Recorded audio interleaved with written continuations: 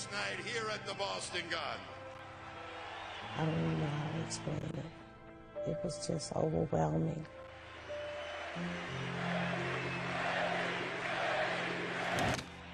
Now I'm the captain of this basketball team. I got to make sure I lead the same way Reggie would lead. God bless Reggie. We love you and we miss him. Thank you. I needed that. You know, the franchise needed to see that number up there.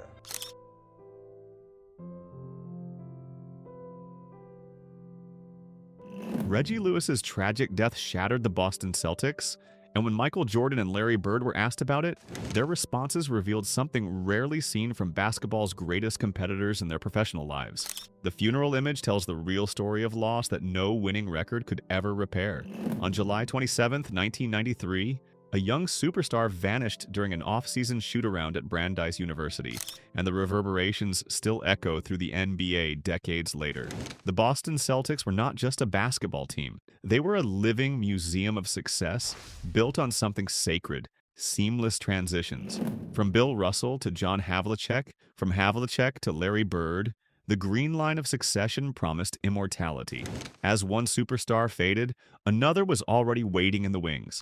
The chain never broke. The championship banners kept rising. The organization had built a system, a culture, a way of thinking about basketball that transcended any individual player. That was the Celtics way. That was the promise. But in the early 1990s, this lineage was violently severed, not by failure or strategy, but by the arbitrary cruelty of mortality. A young man with his whole career ahead of him, a player who was becoming everything the Celtics needed him to be, was taken from the world in an instant. He was taken in the prime of his awakening as a superstar. Before we go any deeper into this story, if you're finding these untold reactions powerful, hit that hype button and give this video some love. It helps us tell these stories that the legends themselves don't always share, and it means everything to the channel. Now let's continue deeper into this tragedy and understand why Lewis mattered so much to everyone around him and what he represented to the future of basketball. Reggie Lewis was drafted 22nd overall in 1987 from Northeastern University. He was not heralded as a savior. He was quiet, unassuming, and lacked the explosive hype of his predecessor, Len Bias.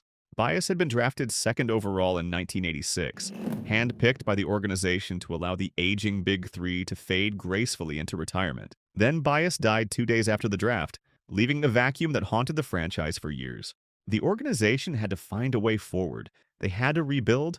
They had to believe that lightning would not strike twice. Lewis, the overlooked 22nd pick, quietly evolved into the player Bias was supposed to be. It took patience. It took faith from the coaching staff. It took relentless work ethic from Lewis himself. It took belief when nobody was watching. It took dedication and practice when the cameras were off. But gradually, year by year, he proved that the Celtics' faith in the future was justified. He was not the flashiest player. He was not the most athletic player, but he was the most committed player. He showed up every single day and worked to improve. He showed humility. He showed respect. He showed character. By 1991 to 92, Lewis became the only player in Celtics history to record 100 rebounds, 100 assists, 100 steals, and 100 blocks in a single season. That was not just a statistic. That was a statement about versatility. That was proof that the succession plan had finally worked. That was evidence that the Celtics had learned from the Bias tragedy. That was confirmation that the organization had built something real and lasting. Lewis was not just a scorer. He was a complete player who could impact the game in multiple ways. He was becoming the heir to the Celtics' legacy. He was becoming what Russell, Havlicek, and Bird had been before him. In 1992, Bird's back forced him to play his final game. The captaincy passed to Lewis. For the first time since Bias's death, the Celtics felt stable. Lewis was an all-star, a 20-point scorer, and a beloved community figure. The Bias curse seemed finally broken. The curse that had haunted Boston since 1986 appeared to have lifted. The future appeared bright. The organization could breathe. The fans could believe again. The front office could plan with confidence. They could project forward knowing who would lead them. But this stability was an illusion waiting to shatter. The tragedy began on April 29, 1993, during a playoff game against the Charlotte Hornets. Lewis had scored 17 points in just 13 minutes and was dominating the game. He was in his zone. He was flowing. He was unstoppable. He was showing glimpses of who he would become, of the superstar he was about to transform into. He was in rhythm with the ball and his teammates. Then it happened without warning. Rick Fox was on the court. He described the moment with chilling clarity. It looked like a trap door opened up and Reggie just vanished. One moment he was there. The next moment he was gone. No transition, no gradual decline, just sudden absence. Teammates thought he had tripped or fallen. Coach Chris Ford was bewildered. Nobody understood what was happening. Nobody had any explanation. Lewis returned briefly before being pulled for good. In the months that followed, conflicting medical diagnoses gave false hope. A dream team of cardiologists examined him. Some doctors said career-ending heart condition. Others said neurocardiogenic syncope, a benign nerve issue that might allow him to play. This ambiguity was torture. Cruel torture that kept hope alive. Players believed he was coming back. The legends believed the crisis had passed. Everyone was waiting for the announcement that he had been cleared. Everyone was preparing for his return. The ambiguity was cruel because it meant nobody was truly prepared for what came next. Nobody was emotionally prepared. Nobody had closed the door on hope. Nobody had said goodbye. When Lewis died on the court at Brandeis University during an off-season shoot-around, it was not the end of a long battle. It was a sudden, violent shock that contradicted the optimistic narrative the team had internalized. It shattered the hope that had sustained them for months. It destroyed the belief that he would return to play. Number 5. The lost generation. Inside the team. When Lewis died, the younger Celtics lost more than a leader. They lost their purpose. They lost their direction. They lost their sense of what the future was supposed to be. They lost the mentality that they could build something great. D. Brown, the high-flying guard famous for his dunk contest win, delivered perhaps the most heartbreaking confession about what came after. He said that when Lewis died, he lost all desire to play basketball. Not some of his desire. All of it. Every ounce of it. Gone. The one that I wanted to be playing with wasn't there anymore, Brown admitted.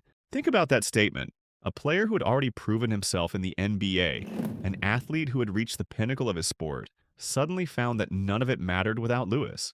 The championships meant nothing. The accolades meant nothing. The money meant nothing. The joy vanished. The purpose evaporated. The game that had defined his life became meaningless. Brown played the following season with almost no memory of it. He was moving through a fog of depression, going through the motions, but his soul was not in the game. Playing basketball felt like going through the motions. It felt like practicing a skill that no longer had meaning. It felt like playing someone else's game. He was experiencing what we might call the broken chain. When you look up to someone, when you shape your game around their presence, when you build your identity as a player around being their running mate, losing them destroys something fundamental inside you. There's no recovering from that in a single season. There is no way to just move on. There is no amount of team meetings or pep talks that can restore what was lost. The connection is severed. The future is erased. The dream is gone. At the funeral, Sherman Douglas and Xavier McDaniel held up Lewis's framed jersey. This was not a tribute that felt hopeful or celebratory. This was a burden being carried by two men who understood that their window had just slammed shut forever. Douglas, a point guard who thrived on Lewis's movement, who conducted an offense with Lewis as his soloist, found himself holding a frame instead of running an offense. The role of a point guard is to make others better, to set them up for success. Douglas had made Lewis better through his playmaking and vision. Lewis had made the entire Celtics offense flow with his versatility and scoring. Now that flow was gone. The symphony had lost its primary voice. The orchestra had lost its concertmaster. McDaniel had been a solid contributor, a player who fit into the team's chemistry and culture. Now that chemistry was broken irreparably. The image of those two players holding that jersey became the defining symbol of the 1993-94 season. A season played in tribute to his memory, but ultimately played in vain. That framed jersey was not a celebration of what was. It was a funeral shroud that hung over every game, every possession, every moment the Celtics tried to move forward. The younger generation of Celtics had been groomed to play alongside a champion and successor. Now they were being asked to rebuild around a ghost. They were being asked to move forward when everything reminded them of what was lost. Every empty locker, every play that didn't work, every game that couldn't bring joy. The weight was unbearable. Number 4. Robert Parish, the bridge that burned. Robert Parish was known as the Chief, and he was the Iron Man of the NBA. Stoic, emotionless, durable, he was the last remaining member of the Big Three on the roster when Lewis died. His reaction provides a bridge between the glory years and the darkness that followed. Parish had played alongside some of the greatest talents in basketball history. He knew what winning looked like. He understood the architecture of a championship team. He understood what separated good teams from great teams. When he looked at Reggie Lewis, he did not see just a talented young player. He saw the future incarnate. He saw the franchise's salvation. He saw the player who could take Boston back to the promised land. Parish compared Lewis to a young Kevin Durant. Modern analysts make this comparison based on physique and shooting mechanics. But Parish was speaking from first-hand experience of watching Lewis evolve. Like Durant, Lewis was a 6'7" swingman with a high release point on his jump shot that made him virtually unblockable. Defenders could not reach the shot. Centers could not bother him. Lewis's form was perfect. Parish noted the similarities in skill set, the ability to handle the ball in transition, the length to finish over centers, and the fluidity of movement. Parish had played against the greatest shooters of his era. He understood when he was looking at someone special. By comparing Lewis to Durant, Parish was saying that the Celtics had lost a generational scorer, a player who was ahead of his time, a player who would have defined the 1990s for Boston basketball. Lewis represented a future that would never come to pass. He represented possibility that evaporated. He represented everything Boston had worked toward. He represented the next chapter of the story that would never be written. He represented redemption after the biased tragedy that would never be achieved. Parish's most powerful statement came when he discussed the long-term impact. He said the loss ruined the Celtics' transition for over a decade. Think about that word, ruined. Not set back, not delayed, ruined. The entire trajectory of the franchise was altered. Parish played for the 1993-94 season and found himself on a rudderless ship. The strategy had been simple and elegant. Feed Reggie. Give Lewis the ball. Let him do what he does. Without Reggie, there was no strategy. There was only a void. A massive, gaping void that could not be filled. Parish described playing without Lewis as playing in emptiness, trying to execute a game plan that no longer existed. They were running plays designed for a player who was no longer there. The professional frustration was mixed with personal sorrow because Parish was forced to endure the dismantling of his team's legacy in real time. He was the last witness to greatness, watching it fade away. The Chief understood better than anyone how quickly a dynasty could crumble when the wrong piece was removed. One absence could cause the entire structure to collapse. The most shocking moment came when the Stoic Center admitted to tearing up and showing emotion.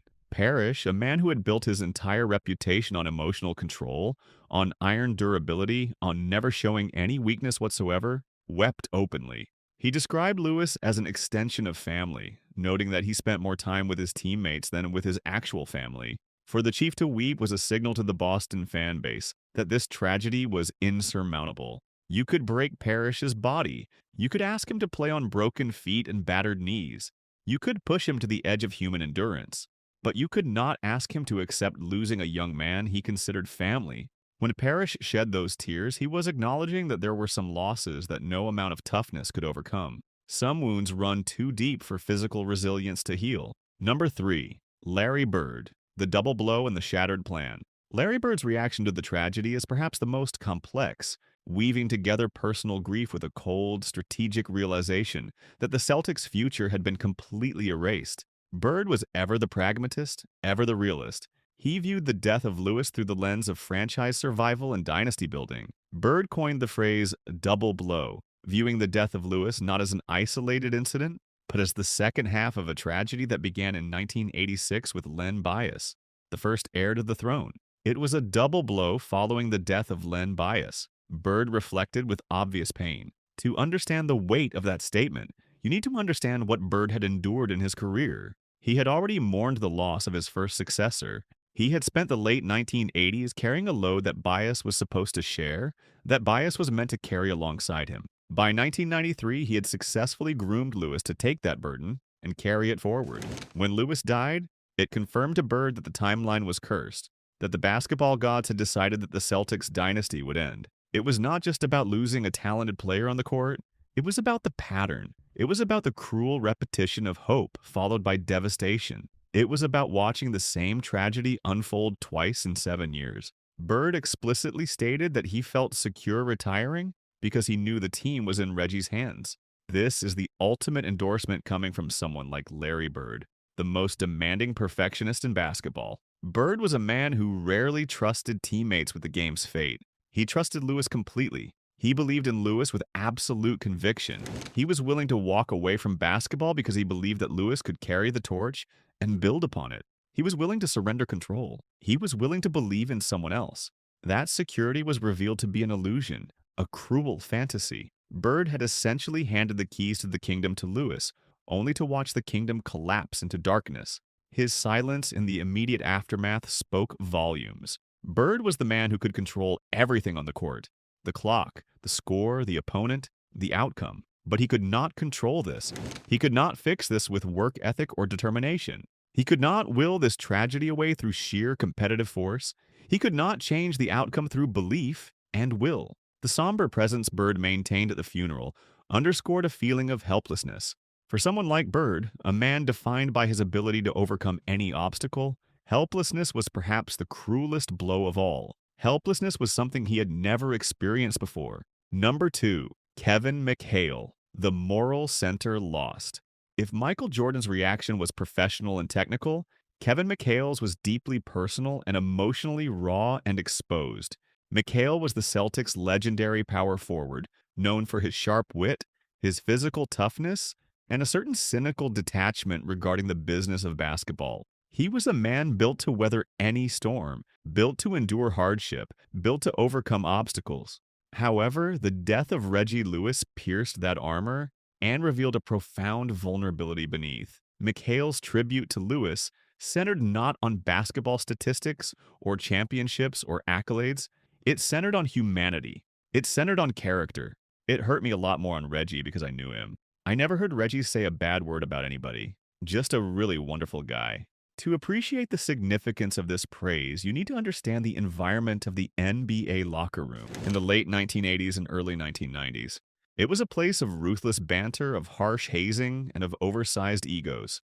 The Celtics locker room, policed by Bird and McHale, was notoriously difficult for newcomers. Veterans would test rookies. Newcomers were expected to earn their place through basketball ability and mental toughness and resilience. For McHale to identify Lewis as one of the truest people indicates something remarkable about Lewis's character. Lewis possessed a moral purity that stood in stark contrast to the culture around him. He was not just surviving the hazing, he was transcending it. He was responding with kindness instead of bitterness.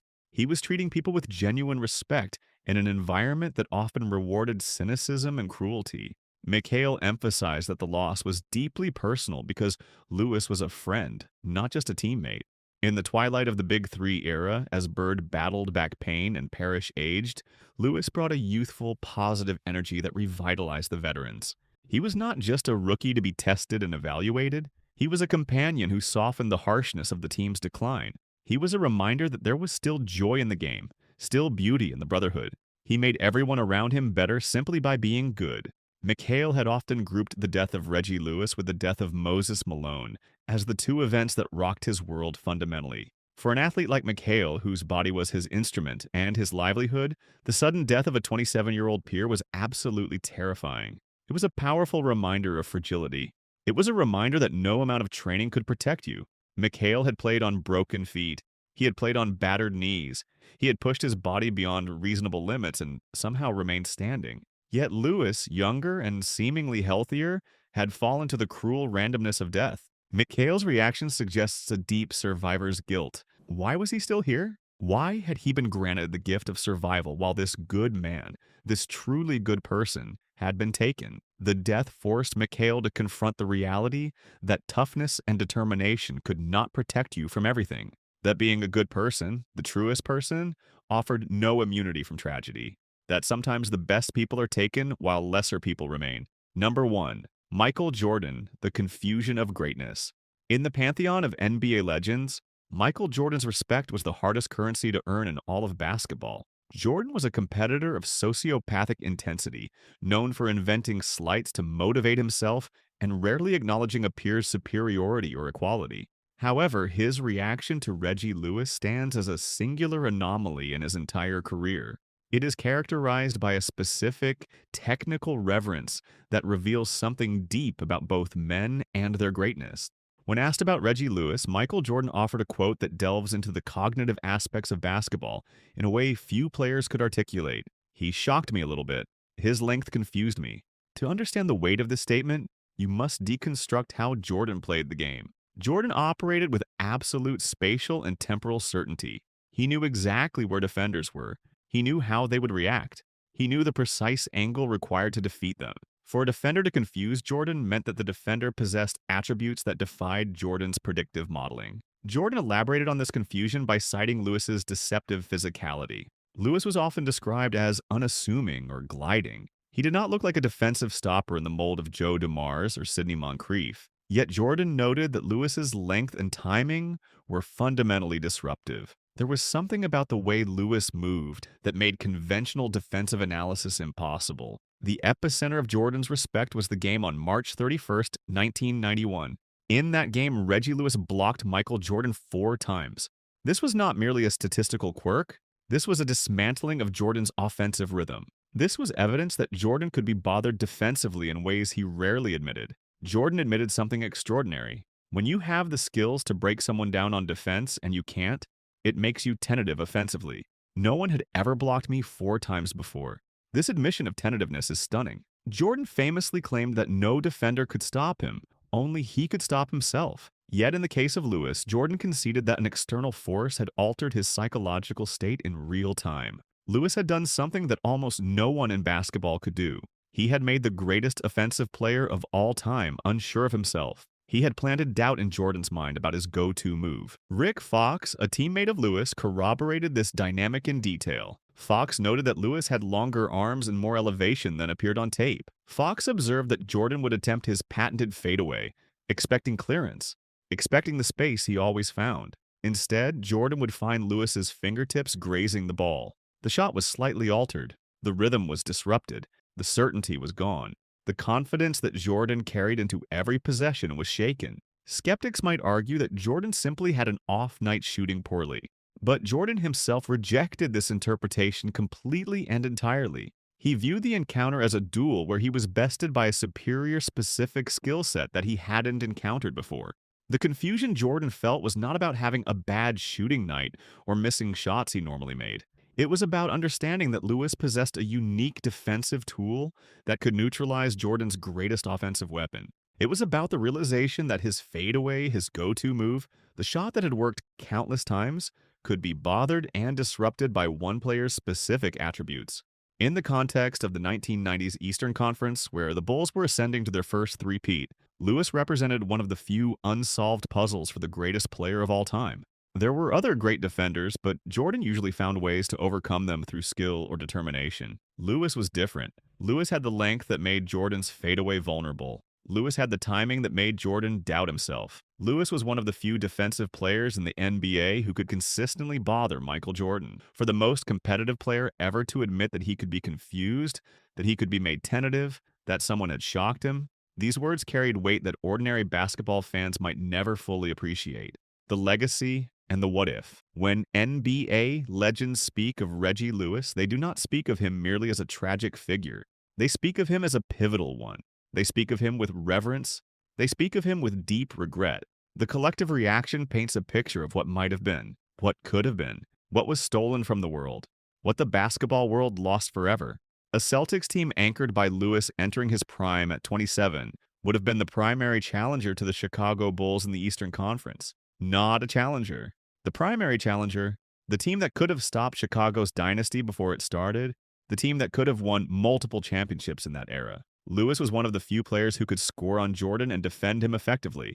He had the length, the athleticism, the basketball intelligence, and the competitive will to do both at the highest level. He could have been the answer to Jordan in a way few others were. He could have disrupted Chicago's plans. He could have given the East hope. Rick Fox and Michael Jordan both alluded to the battles that should have happened, the rivalry that never was, the matchups that fans would never see, the championship series that should have graced the finals, the chess matches between two generational talents that the basketball world was robbed of experiencing. These would have been legendary matchups that defined basketball history. These would have been finals appearances that changed the trajectory of the sport. These would have been the defining battles of an era that instead belonged entirely to Chicago. The dark ages of the Celtics from 1993 to 2001 were not inevitable. They were the result of this specific removal of talent from the earth. 8 years of mediocrity that could have been 8 years of dominance and excellence. The legends knew this with absolute certainty. Bird knew that with Lewis, the Celtics were a 50-win team. Without him, they were a lottery team playing in meaninglessness. The death of Lewis forced the Celtics to gamble on high-risk moves in the late 1990s because the organic bridge had collapsed irreparably. The stability that Bird and Auerbach prized was gone forever. The franchise that had built its legacy on seamless transitions was now forced into desperation and chaos. They had to hire Rick Pitino. They had to try experimental strategies that violated their fundamental philosophy. They had to take risks they never would have needed to take. They had to rebuild from scratch. The statistical projections reveal why the legends were so devastated by his death. Lewis was tracking on a Hall of Fame arc similar to Clyde Drexler and Joe Dumars, two players who became synonymous with excellence. He was on pace to become a perennial All-NBA talent for years to come. At age 23, he was averaging 18.5 points per game with incredible efficiency and consistency. At 25, he had climbed to 20.8 points per game, showing consistent improvement and growth. The trajectory suggested a career peak of 24 to 26 points per game, a level reserved for true superstars and Hall of Famers. That is not the projection of a good player or an above-average starter. That is not the projection of a solid starter. That is the projection of a generational talent with multiple championships ahead. That is the projection of a dynasty builder who could change franchises. That is the projection of a player who transcends eras. The Celtics did not just lose a captain in their prime. They lost a future Hall of Famer before he had a chance to cement that legacy. They lost a dynasty maker. They lost a player who was ahead of his time, who possessed the skill set and athleticism that would have defined the modern game. They lost the future. They lost the hope. When Michael Jordan spoke of being confused by Lewis's length, he was speaking of something that would have defined a decade of basketball. When Kevin McHale wept, he was weeping for a friend and for everything that friend represented to him and basketball. When Larry Bird spoke of the double blow, he was articulating the cosmic cruelty of watching not one, but two successors taken away before their time. When Robert Parish said the loss ruined a decade, he meant it literally and completely. When D. Brown admitted he lost his desire to play, he meant it with complete honesty from his soul.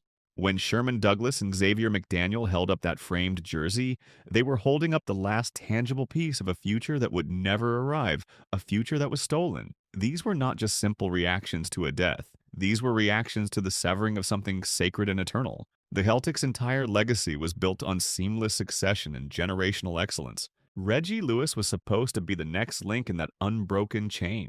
His death broke the chain forever and left the franchise stranded in the past for 15 years. It was a wound that would not heal. The empty jersey hung in the rafters of Boston Garden, a permanent fixture, and every Celtics player who stepped on that court saw it every single day. They saw what they had lost. They saw what the franchise had lost. They saw the future that had been taken from them forever. The jersey was a constant reminder of absence. It was a constant reminder of what might have been. It was a reminder of roads not taken and possibilities erased. In the voices of the legends who mourned him, one hears not just grief for a man. One hears the echoing silence of a future that never arrived, a future that was stolen away, a future where Lewis and Jordan matched up in the finals, a future where Lewis led the Celtics back to prominence and glory, a future where the green line of succession remained unbroken and eternal, a future where a good man, a truly good man, had the chance to become a legend for generations of basketball fans. Lewis was 27 years old then, just 27 years old. He had barely entered his prime years of basketball excellence and growth. He had barely scratched the surface of his incredible potential as a player. He had been an all-star. He had been a captain. He had earned the deep respect of Michael Jordan, the most critical evaluator in basketball. He had earned the love of Kevin McHale, a man of integrity. He had earned the complete trust of Larry Bird, the perfectionist. He had earned the admiration of Robert Parish, the Iron Man. He had inspired the younger generation of Celtics to be better and to believe in themselves. He had shown that you could be kind in a cynical world and still succeed at the highest level of professional basketball. He had shown that character and talent could coexist. He had proven that character mattered in professional basketball. He had proven that goodness had value in a competitive arena. He had proven that you did not have to be ruthless to be great. And then he was gone. The trapdoor opened, and the future vanished without warning or explanation. The basketball world lost a generational talent forever. The Celtics lost their salvation and the future completely. His teammates lost a leader and inspiration. His family lost a son. The NBA lost one of its brightest stars before that star had reached its full brilliance. The world lost someone who could have made basketball better.